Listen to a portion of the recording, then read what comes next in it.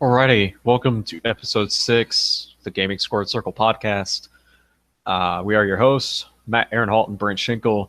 This is what is today? August 27th, 2017. This is our second music episode of the podcast and the sixth episode overall. And about a few weeks ago, there's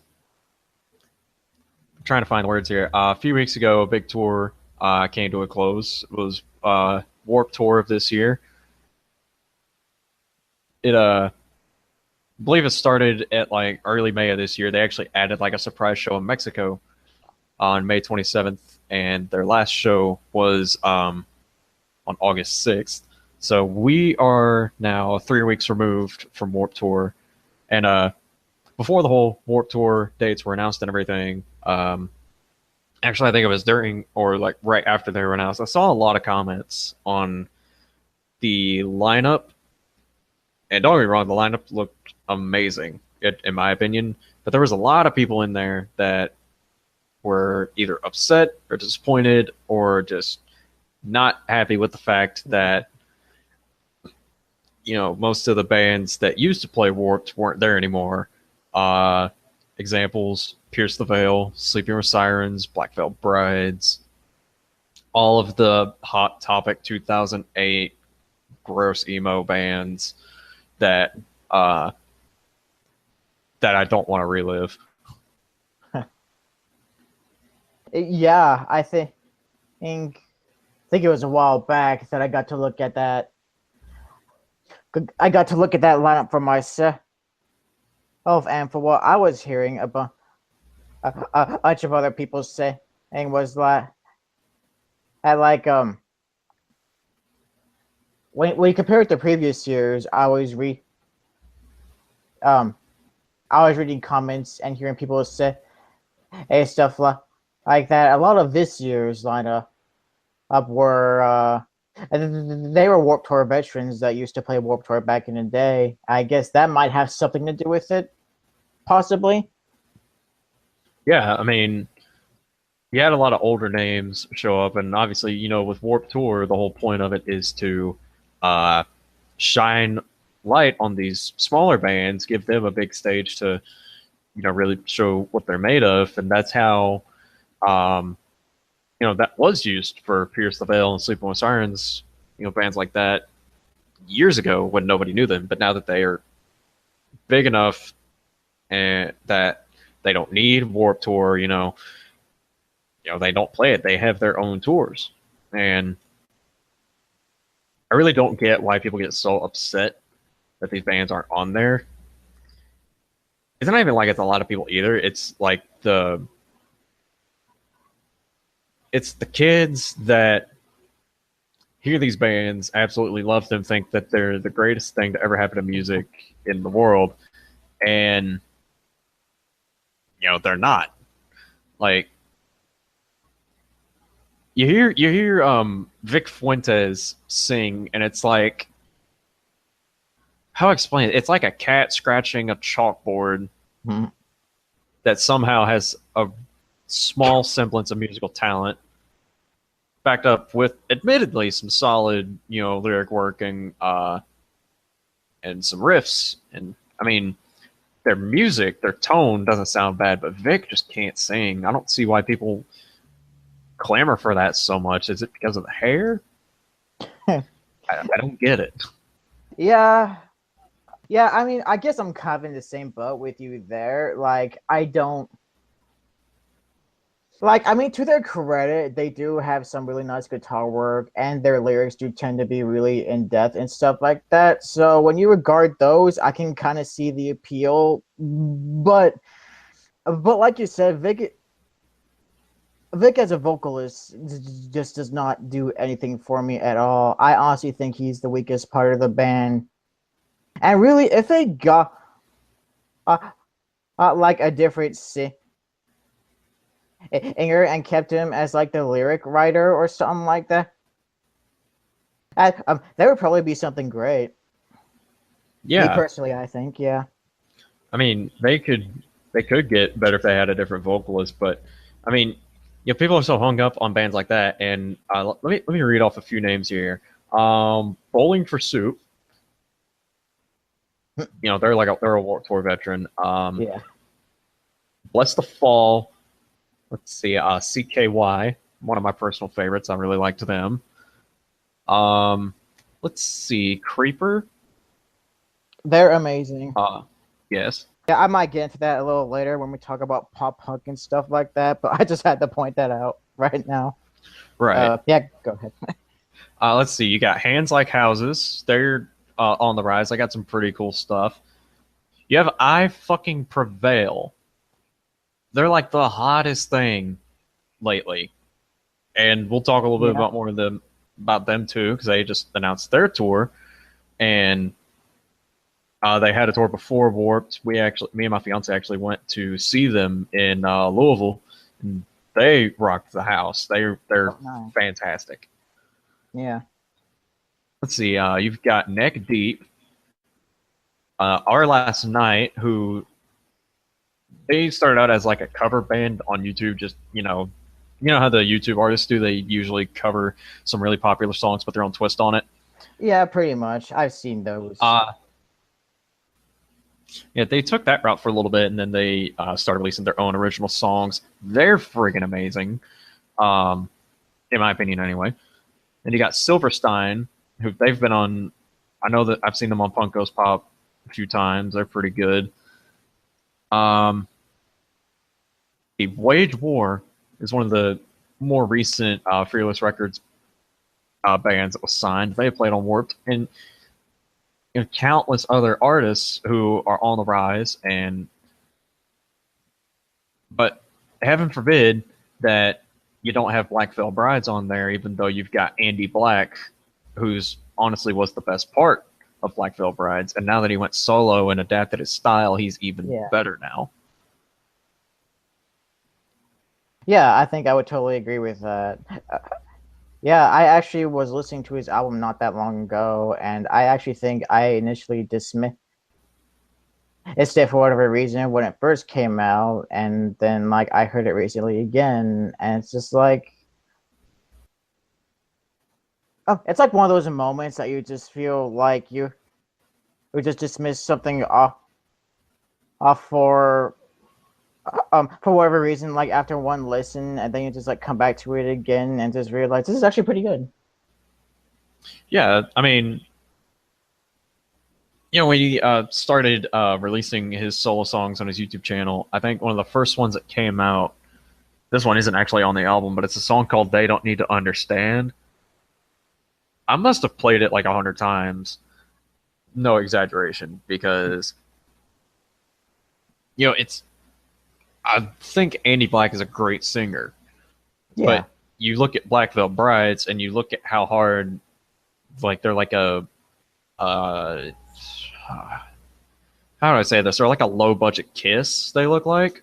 And admittedly, their Black Veil Brides lyrics were kind of meh. They had a few good hits there, but when you hear a song like Rebel Love Song, like, really? I don't know. Just their lyric work was pretty weak, but then you take Andy and, he's writing his own songs and he's got his own style. He broke away and he's making himself bigger, and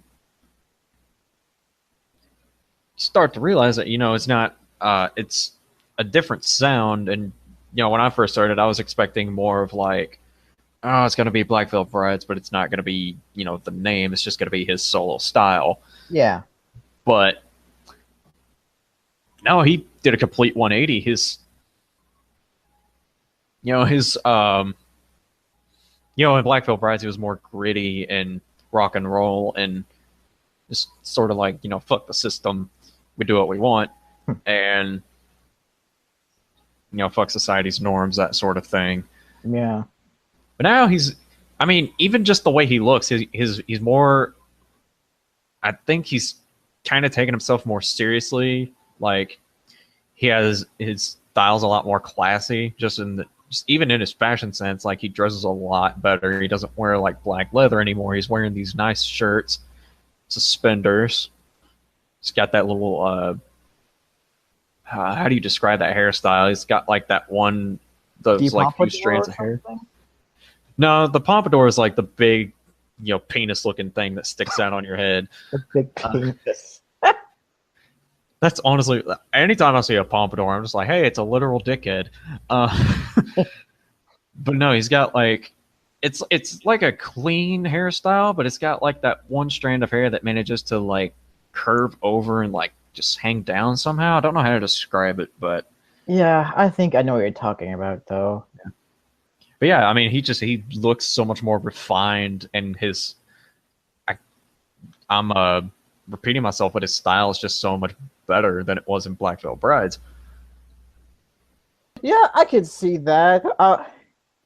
I do think he does tend to take himself a bit more seriously in that project. I will say this about Black Veil Brides. I don't mind them personally. At least their second and third at least their second and third records, I'd say they're pretty alright. I, but even in those two records, and even now in Eddie's solo project in Andy Black, I personally think he brings some really solid vocal work to the table, and think many people. I think many people will look over that aspect too, but it's simply for him being associated with Black Veil Brides. Yeah, I mean, I just had a brain fart, but yeah, you look at Andy Black, like you said, and um, his style has changed a lot, and we discussed this on the last music episode when we reviewed Punk Goes Pop 7. His cover that he did with was Juliet Sims, I believe, on When We Were Young. Yeah. He really, he's shows he's got some lungs on there. Like he in Black Veil Brides, he had that grittier style where it was more just growling and deep low vocals that was like, yeah, this is grungy, it's awesome. But now he's got this, he really is showing his vocal ability, and I feel like people do look over that because, oh, this is the Black Veil Brides guy. He's not that great. Right. So, I mean, if you take away Black Veil Brides, you just look at Andy as a solo artist, you can really appreciate his vocal talent because, I mean, the dude can sing for sure. But at the end of the day, it's not Andy Black Veil Brides. It's either Black Veil Bride or Andy Black. And I mean, he's doing good for himself. I mean, he's not a lot of people can break away from a group, go solo, and have a successful career. But Andy's done that. Justin Timberlake's done that. Zayn, even Zayn did that when he broke away from One Direction. He's right. And speaking of style changes, Zayn is like the One Direction. One Direction's the boy band of like, oh, we love girls, girls are pretty, and then Zayn's like, I want to fuck you to pillow talk. It's Right. like, okay, Zayn got edgy, but That's for sure. But I mean, yeah, I mean, it's great to see us when a solo artist is able to break away from this group and show that, hey, I'm more than just the Black Veil Brides guy or the one of the lead singers in NSYNC or a pretty boy from One Direction. They get their own style. They have a little bit more freedom to do what they want, and I feel like they enjoy it more because, I mean, yeah, I just feel like they enjoy it more. Yeah, I have noticed that when band members do tend to break away from, like, I guess their main band, they do tend to enjoy themselves a lot more often. I think the most recent example I can think of was Harry Styles, who was also from One Direction. And he released his own album earlier this year as well, and And that particular album is full blown dad rock. When you compare it to One Direction, it's a great album, by the way. But yeah, it's pretty much dad. But yeah, it's pretty much dad rock, and he really does sound like he's enjoying himself. Right. I had no idea that Harry Styles broke away. I'll have to check that out. I'm actually looking at this right now. I'm looking to see if any of the members of Backstreet Boys had a successful solo career, and I'm not recognizing any of the names. Maybe Nick Carter? Is that the same? No, I'm thinking of Aaron Carter. I don't know for sure about them.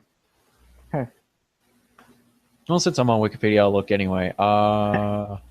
Let's see. 2002, Backstreet Boys expressed a strong desire to leave their management company. When they broke up, or when they left the company in 2002, Nick Carter actually stayed with them to do a solo career, and he released his first solo album on October 29th, 2002, called Now or Never, and it hit 17 on the Billboard 200 charts. So, Neat. Then, he actually did. He actually just released another CD like last year. Somehow, I guess it went under the radar or something, or maybe I just don't pay enough attention to former Backstreet Boys members. But it's called All American. It was released on November. Oh, it was in 2015, not 16. But yeah, he's got that going for him. Yeah, no, I totally never heard of any news coming from him. So yeah, I think that totally slipped under everyone's radar. Yeah. I guess they all went and did I guess all the members went and did a solo career, but I don't know that any of them, got on like the level that anybody else decided to do. Oh, here's a nice little piece of trivia. AJ McLean, one of the members of Backstreet Boys, now owns a line of e-cigs called Scully Rose Vapor. Really? Yeah, he launched that in July 22nd, 2015. But there's no link to it. I'm going to look this up. I'm curious now. Scully Rose. That does sound neat for some reason. Actually. Yeah, it does. It's let's see. That's exactly 2,000 likes on Facebook. You have got to be kidding me. 2,000 likes. Yeah, like not like 2001 or 2005, like just straight up 2,000. Wow, that's. I don't know. I guess that's interesting. Let's see. He hasn't posted recently. All of his posts are from 2016. I wonder if it's still like even active or anything. Like, okay, well, one of the guys had a successful solo career, and the other one went and opened a vape shop. So take what you want from that. Yeah. All right. Now that we've talked about the Backstreet Boys way more in detail than I thought I ever would in my lifetime. But yeah, earlier before I mentioned Iberville announced their tour dates, and it was a big hype. They on their Twitter account they uploaded a photo that was like it was all blurred out. You couldn't see anything on it, and they said this announcement's coming soon. And me and my fiance, being the big fans that we are, we were just jumping for joy, waiting to figure out who they were going to be touring with, and I'll be damned if Iberville didn't, strike gold with who they're touring with. So I'm gonna pull it up on the site just to make sure that I don't get this wrong and look like an idiot on the podcast. You should give me So a let's few see. guesses. I might try to guess who this big mystery support band is. All right. Okay. I'll go ahead and give you a hint right now. There's three bands that they're touring with. Um, let's see. How how should I give this hint?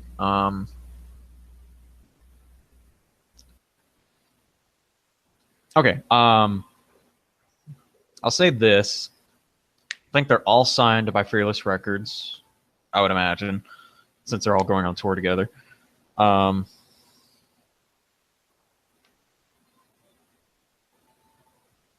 All signed on Fearless.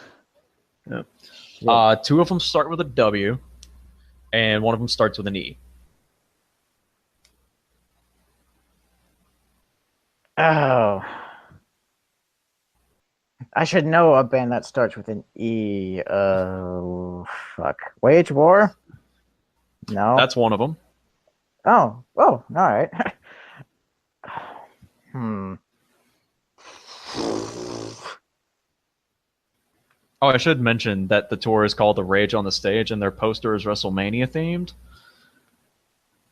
It looks badass. Oh, I think I did see that poster before, actually. But for some reason, I still Oh, can't remember the bands.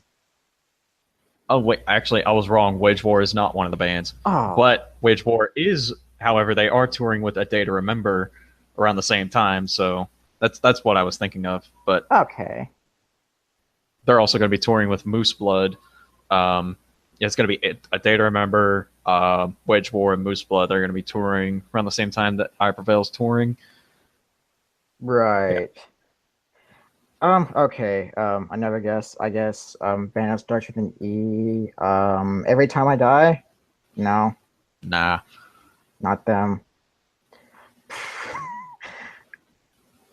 Oh, fuck. I can't think of any bands that are on that record label for some reason, which is weird. Motionless shit? No, wait, they're not. Uh, oh, no, that starts with an M, not W or an E. I give up. Just Okay. tell me. All right. Actually, I made an error on the band with an E. They're actually not signed by Fearless. They're signed by 11-7 Records, but I'll go ahead and name them off anyway. Um, I Prevail will be touring. Um, Wait. Oh, sorry. Is it Escape to Fate by a chance? yeah, it is. Yeah, the moment you said 11-7 Records, I pretty much knew it. Yeah, I had the wrong record there. I was my bad. But You're good, man. okay. So yeah, they're going to be touring with Escape the Fate, The Word Alive, and We Came as Romans. That's a pretty All solid right. lineup. And the their first show will be September 20th. That's when the tour starts. They're going to be in Oklahoma City, and it'll go all the way to December 2nd, where they close out the tour in Des Moines, Iowa. And I believe the closest show for us is October 30th, day before Halloween. They're actually going to be in Nashville, Tennessee. Oh, nice. So I'm not sure how much tickets are or anything. I haven't looked into that yet. But yeah, I mean, just a few months ago when we went to see them, they were touring with bands like As Lions, Vamps from I think they're either from China or Japan. Uh, there were some guys in the crowd that we were talking to during the show, during like intermission, and Neat. like one guy said they were from China, the other one said they were from Japan. And I never looked into it, so I don't quite remember. And they toured with Cover Your Tracks, so they had a lot of newer talent on there. Like I think all or Cover Your Tracks and As Lions had one album out each, and I think Vamps has been around for a little bit longer. Yeah. But now it's with bands that like I instantly recognized. Like Word Alive's been doing their thing for a while. They've got some solid music out there. We Came as Romans. They've definitely been around for a while, and Lord knows everybody knows who Escape the Fate is. If whether you were found them in the Ronnie Radke era or the Craig Maddox era. Yeah. Yeah, there's a time like back during my freshman year of high school where I actually considered them my favorite band, and for whatever reason, I was just really I I was just really into that first album with Ab- Abbott Abbott, and there was just like a point during that entire year I was kind of obsessed with the band. Oh yeah, yeah, good times, I guess. Yeah, that was totally like freshman sophomore year music for me. Or Right.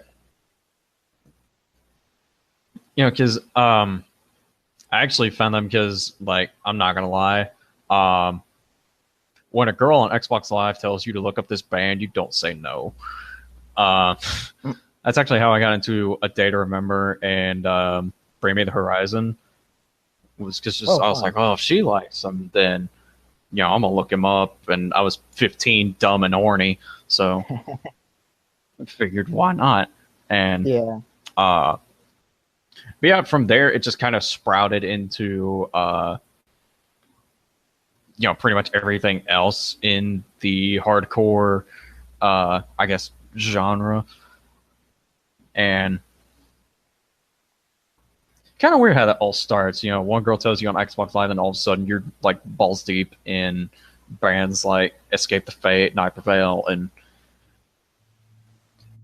but still, going back on track. I mean, when this lineup came out, I was like, wow, I Prevail. No discredit to the bands they toured with before, because As Lions put on a hell of a show, as did Cover Your Tracks and Vamps.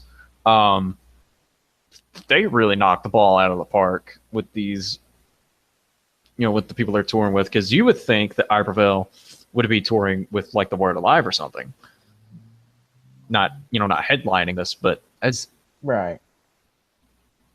I mean, they really. Uh, I think this is going to be an awesome tour, and they've got the VIP package going on for their shows. I think it involves you get something autographed by them. I'm not sure. Let me look at it actually. Let me go to the because I do this a lot. I talk about something and then I have no idea what I'm talking about at the same time. So Oh yeah, it happens to me way too often, and just kind of lose track of what I'm talking about, and I just kind of I don't know, just I just kind of move away from it, I guess. I don't know. right. All right. I can't seem to find out. I try to go to the website on the tour link and tell you what, let's look at the Facebook page because it's usually a good place to check for stuff like that.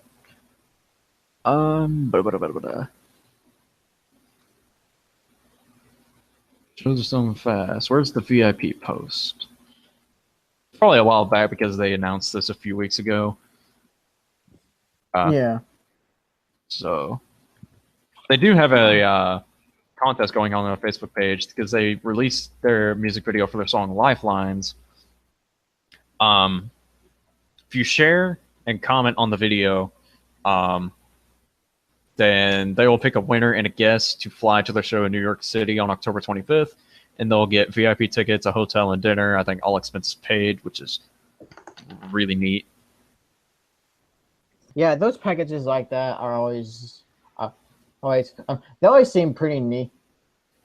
Eat when it's the right band, and I guess just the thought of doing something like that would be awesome.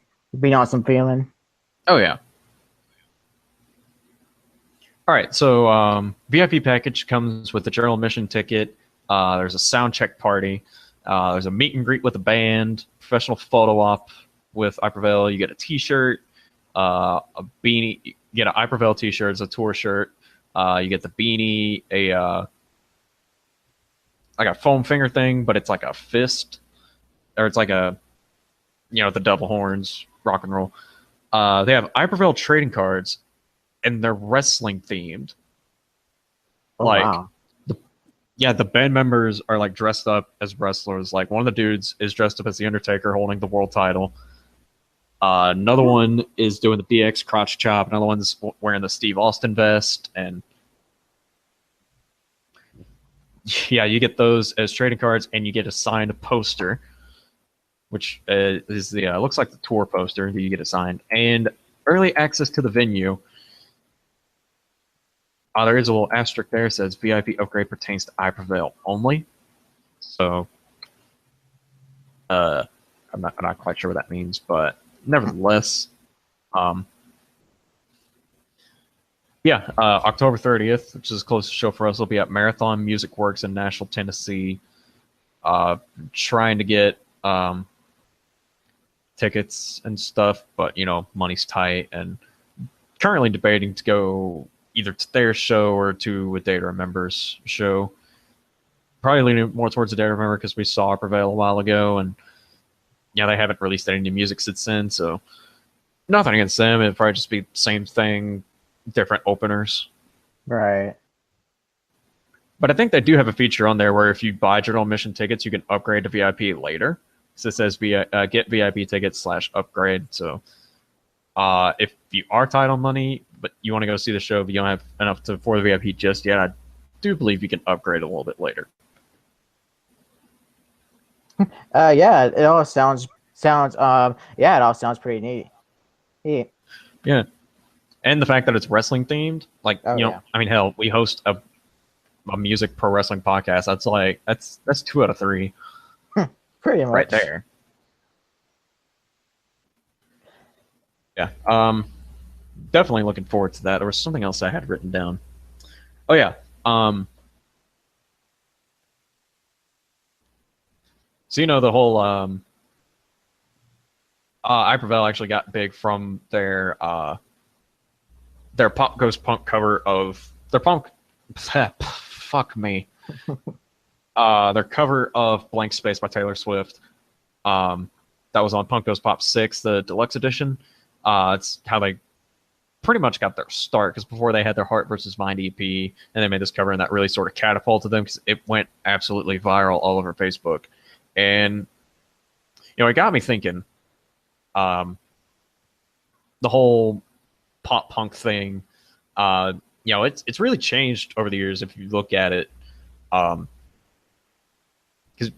with the bands that are typically featured on Punk Goes Pop, you've got bands like Dance Gavin Dance and artists like Andy Black and all these other bands that like you would not expect to be called pop punk, especially like Ice Nine Kills. I would not consider them pop punk at all. Right. But I mean, you look at that sound now, and other bands, like All Time Low and I guess Mayday Parade could be thrown in there too. You look at those bands today, and then you look back at the early 2000s of bands like Green Day, Good Charlotte, Simple Plan, Blink 182, Fall Out Boy. The style's really changed a lot over the years, and makes me think, what really is pop punk? What would be? Because to me, it's the earlier 2000 sounds of like Green Day and everybody else, and I'm not sure. I feel like pop punk is changing very, very fast compared to what it used to be. Yeah, I think I agree with that. Yeah, it definitely seems to be going into all kinds of different places over the years, ever since it became popular in the early 2000s. I would definitely consider pop punk to sound more like more like those early bands like Blink-182 or New Found Glory. And when you take bands like that and just kind of see how it kind of evolves over the years, you can see you can see kind of in the mid and late 2000s where bands like Fall Out Boy and Paramore Paramore. We're we're taking all the stuff that made punk fun, and making them a bit more mature, and making it more mature in around that time. I think fast forward to today's pop punk, which I'll probably say bands like the Wonder Years kind of fit more into that kind of pop punk style, but incorporate some email into it. But I guess it was around like 2015 or something like that, where bands like Nick Deep and State Champ that's really started to incorporate more of that, have more fun Blink 182 stuff. I into their music, and I think ever since I think ever since those two bands came around, they've kind of popularized that particular brand of pop punk again. Yeah, you mentioned state champs. Um, they're actually artist of the week in on Revolution 91.7. The We used to work there for a while, and Right. I can't remember if it was. Yeah, I think it was last year when I was working on the director's staff. I actually pushed for them to be artist of the week because we have this big trash bin of albums because every week, every Tuesday, the directors get this huge pile of CDs just mailed throughout the week, and we have to go through all of them, see what will get airplay, what won't get airplay, and we have this trash bin of albums that I'll be honest, there were some labels that had really solid bands and artists that really captured what Revolution meant, and then there were others that they would keep sitting albums, and we would look at them and just be like, eh. I mean, we gave them all a fair listen. Don't get me wrong, we weren't just like, nah, man, screw this. Right. But one of the albums in that trash bin was actually the Acoustic Things by State Champs, Yeah. and that was the acoustic twist on their first album, The Finer Things. And I was like, what is this doing in here? I love State Champs. And I played a few tracks for our station manager. And I was just like, do you not love this? And she said, I don't like his voice, honestly. And I was just like, I was heartbroken. Mm. I just remember sitting there. I was just like, oh my God. What do you mean? Like, but fast forward a little bit, and we get this album in the mail, right? Yeah. And sure enough, it's State Champ's new album, Around the World and Back. I saw this thing, I listened to it, and I fell in love with it. And I was like, I have to make these guys artists of the week. Because, Revolution has been around since 1988, and they sort of play like the stuff that doesn't get a whole lot of mainstream attention. And this is the same station that on Flashback Friday they play these pop-up bands like Blink-182, Green Day, etc., etc. I figured, well, why don't we take that style, re-energize it, and let's showcase it for a week. That's what Champs, because you listen to Around the World and Back, and it has more of like a pop style than it does punk, but it definitely has that punk influence.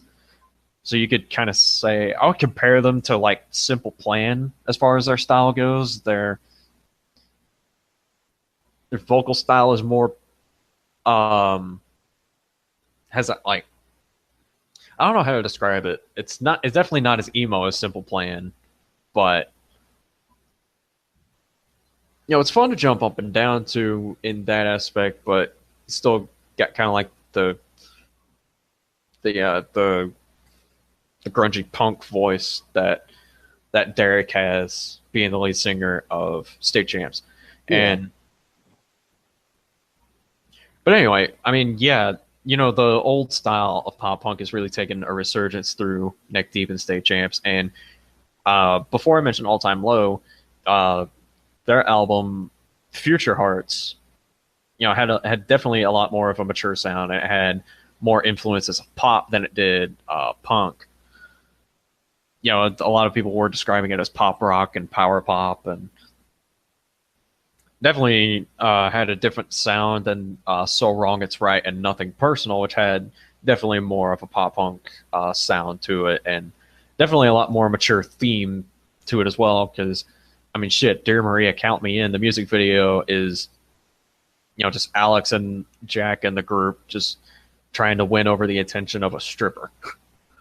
Right.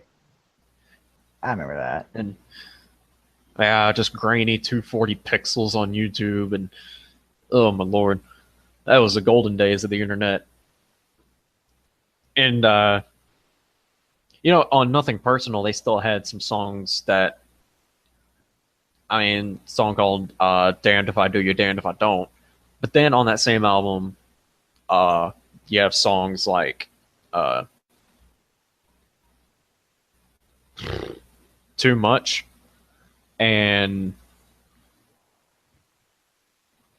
"Therapy." I think "Therapy" was probably Alex Gaskarth actually said it's one of his favorite songs off of the Nothing Personal record. Yeah. And you can tell like they were slowly, gradually getting towards this more mature sound, because the subject matter in their songs starting to take on a more serious tone with a song like "Therapy." And but yeah, I think you're seeing the sort of the older bands from now, their sound is starting to get more mature. They're starting to play what people want to hear rather than we're going to do this because it's fun.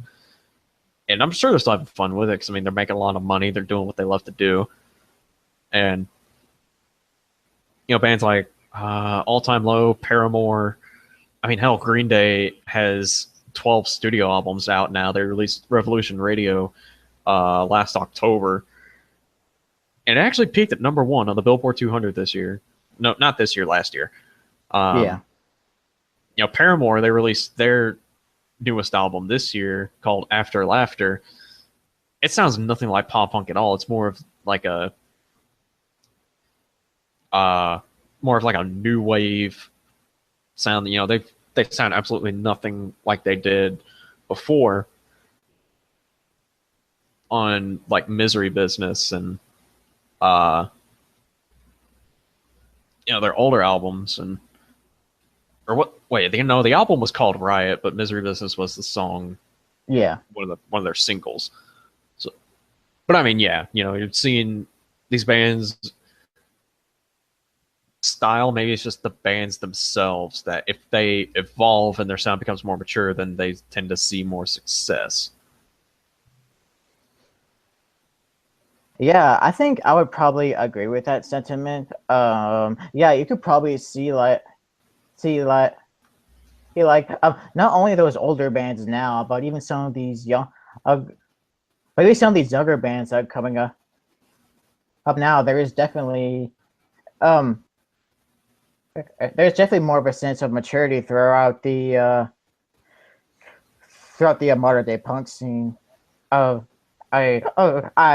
Excuse me, pop punk scene. But yeah, but going back to the pop punk discussion, I did have a couple more bands that I personally like a lot. I just want to name drop real quick, because I think both of these bands, I'm about to talk about kind of really show where the genre is going at the moment. And one of those bands I want to talk about is they're a band called Water Parks, which is if you listen to their music, you can definitely tell that they have pop punk influences. And it was last year they released their debut album called Double Dare. Now it is debatable on whether or not that album as a whole is pop punk or pop, because that album goes into all kinds of different directions. there's one song on the album that sounds not straight up like an Alice City song. It's a What? song. Yeah, it's like just this really like all electronic thing going on. Um, but yeah, like I thought they kind of had similar ideas to what Nick Deep and what State Champs were going for, and were just kind of. I think they really wanted to emphasize the fun side of pop punk, and like uh, despite what genre that is, I do think they do it justice by. I think they do a great job at expanding pop punk's boundaries by incorporating more popular elements like keyboards and electronics and stuff like that at times. That's one of the bands I wanted to name drop real quick. The other band I wanted to talk about was like another band we had mentioned earlier in the show, and a band that I wanted to gush over for quite some time now. They're called Creeper, and I would definitely label them as kind of punk too. Who that also has more fun and upbeat elements. But what makes these guys stand out to me is that well, they released their debut album. It's called Eternity in Your Arms in March this year. And right now, it's my album of the year right now. Oh, I know. But what stands out for me is that like their music is not only pop punk and emo, but it fuses it with more theatrical elements and stadium rock and even goth punk seen in bands like My Chemical Romance or AFI. I'd even go as far to say that they sound like bands as old as stuff like The Cure or the Ramones, or fucking Meatloaf even. But they're a brand of pop punk that's not only fun, but yet they're serious at times. I also love that they have a very for a band that sounds as modern as Creeper, they have a very nostalgic sense that makes them stand out when you compare it to the rest. When compared to the rest of the band right about now, and I personally think they're one of the best bands out there right now. All right. Yeah, I'm definitely gonna have to check them out after hearing that because I'm at that point where I haven't really ventured into a lot of newer music. I think the most recent thing I put on my Spotify was a Kid Rock album from 2007. So Yeah. if that says anything, I definitely need to expand my music collection to something much better. But yeah, I'll definitely check out Creeper, and it sounds absolutely awesome.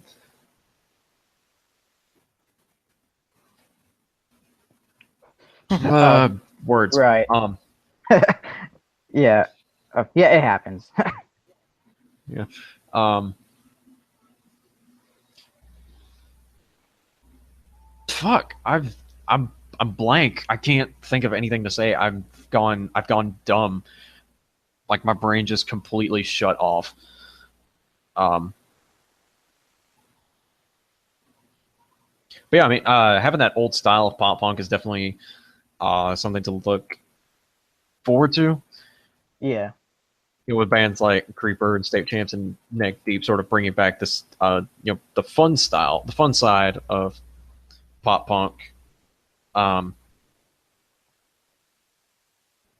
it takes you back on this nostalgia trip on the bands you used to listen to from like 1999, 2005.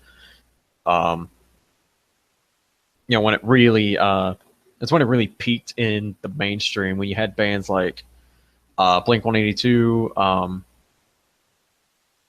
you had Lit, Sum 41, Jimmy Eat World, all these different names, and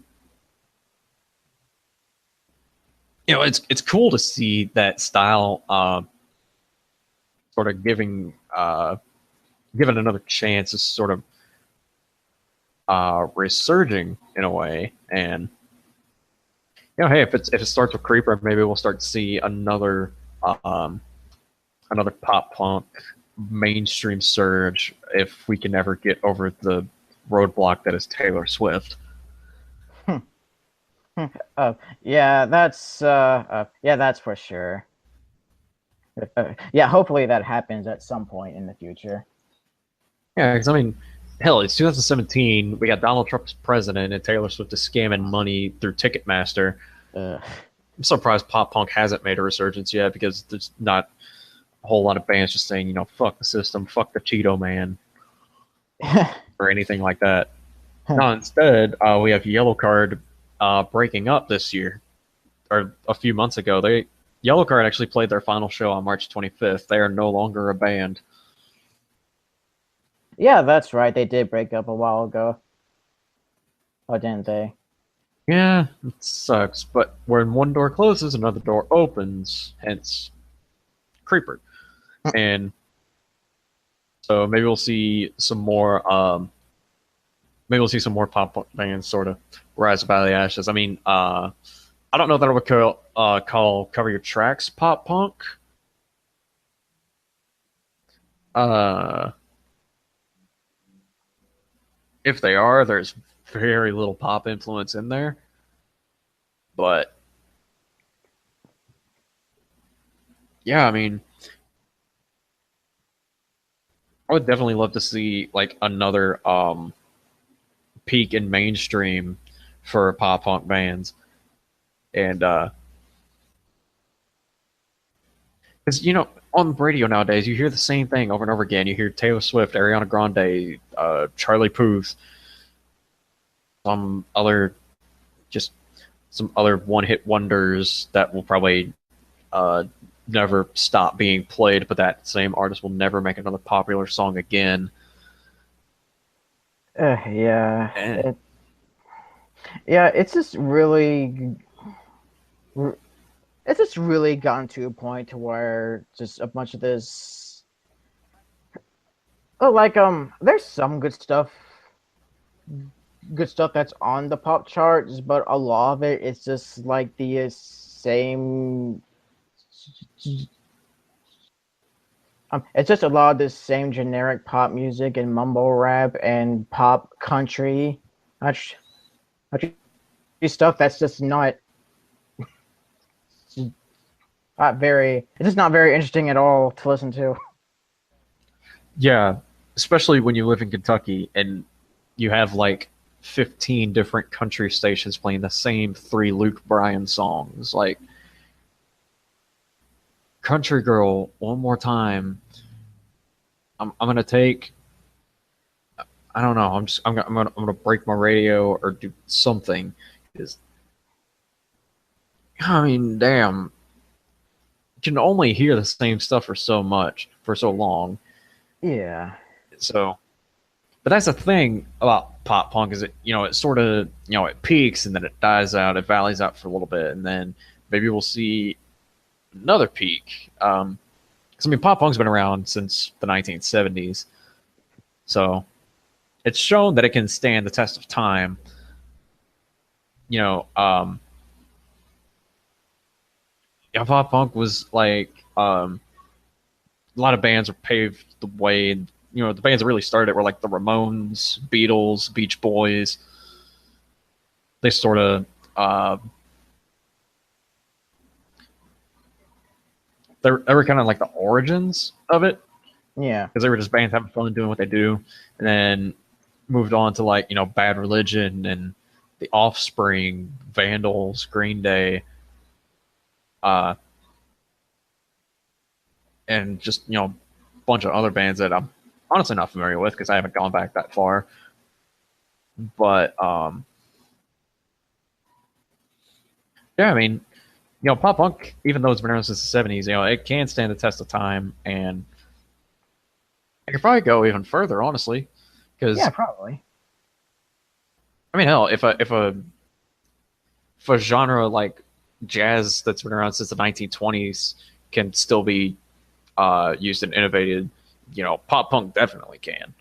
Right. And for the love of God, I would love, love, love, love to see music that isn't country because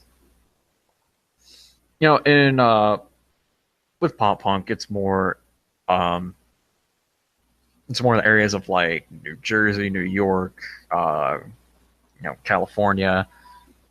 California, I would say, is more of like the skate punk sort of deal going on, but Yeah. it's kind of like a variation of it in a way. Um, but over here in Bluegrass State, we don't necessarily get a whole lot of punk rock. I think the biggest thing that we had rock wise coming out of Kentucky was Blackstone Cherry. Yeah. Yeah, I remember that. Yeah, that is. Yeah, that's interesting to kind of think about.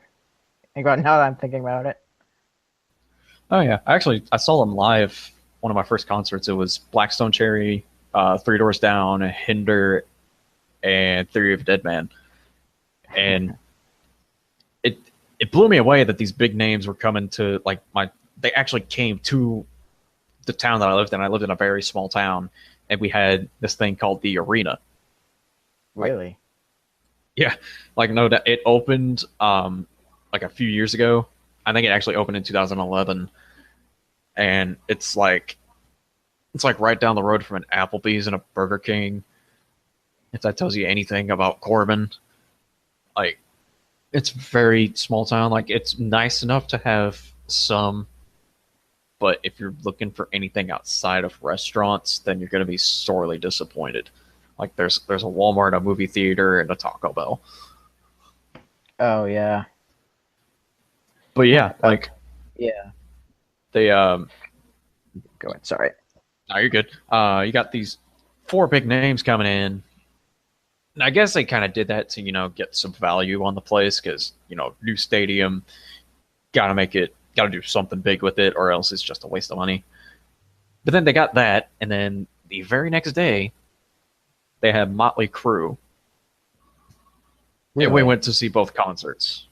Like, the big four was me, my father, my uncle, and one of my friends. We all went to see them. We have floor seats, and then Motley Crue. We were further back, but it was them and this band called Super Unknown, who was like a band that never really got anywhere.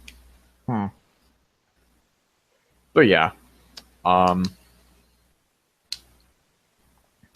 I think case in point, definitely looking forward to seeing a resurgence in pop punk and less of Taylor Swift clones. So Hmm.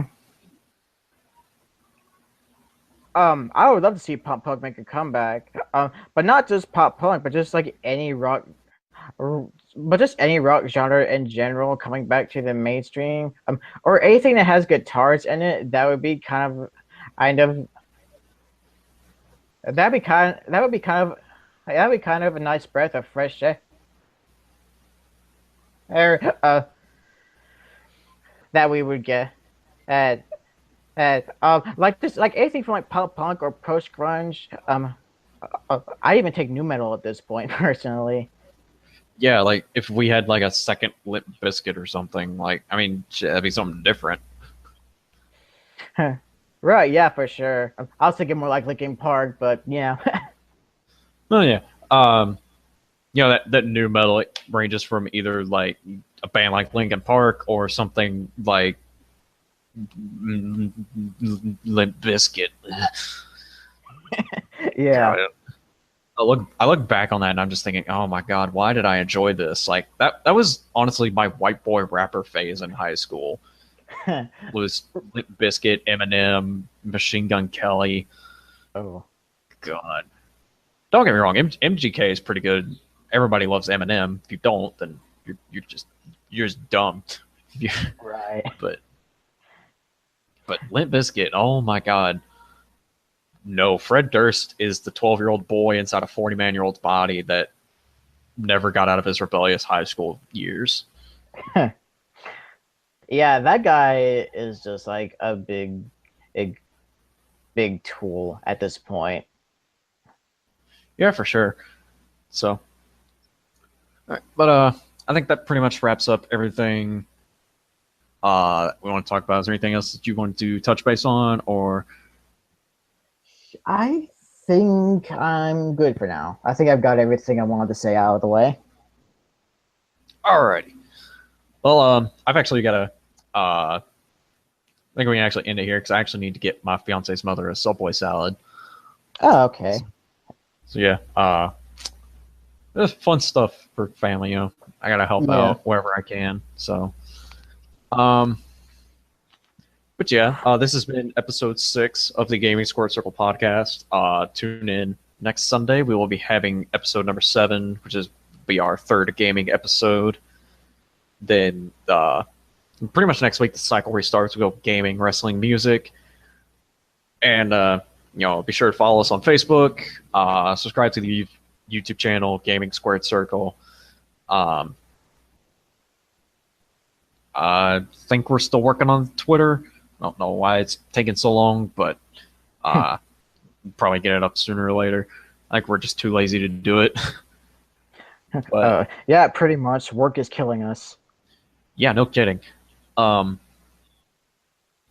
yeah, we'll get to work on that Twitter account and follow us on Facebook, subscribe to us on Twitter, or subscribe on Twitter. I need to go to bed. All right. Anyway, this has been episode 6 for Matt Aaron Hall and Bryn Schinkel. Tune us in. Fuck me. Just tune in next week. Stay pop punk, everybody.